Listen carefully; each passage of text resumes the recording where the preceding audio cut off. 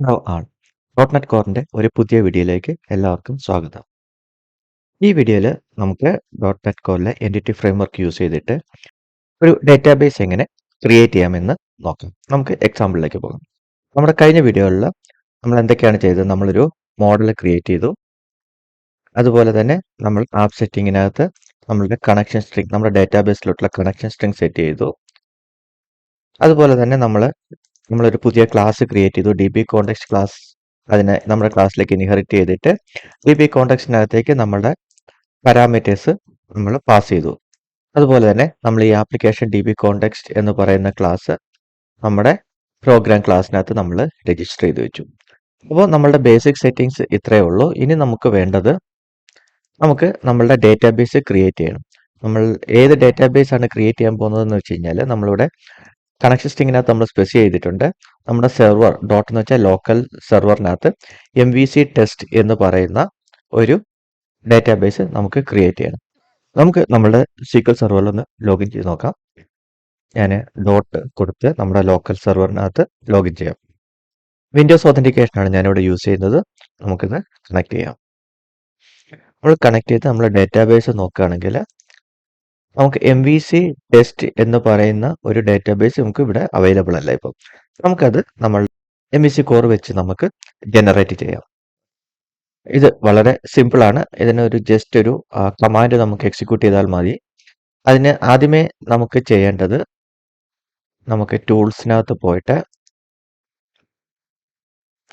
ന്യൂഗെറ്റ് package manager console എന്ന് പറയുന്ന option select ചെയ്യുക.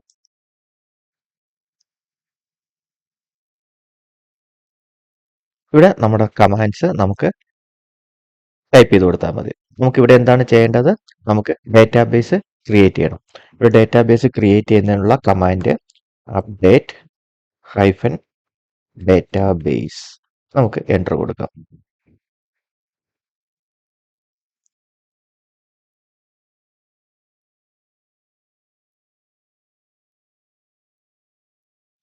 അപ്പം ഇവിടെ നമ്മളുടെ ഡേറ്റാബേസ് ക്രിയേറ്റ് ആയിട്ടുണ്ട്.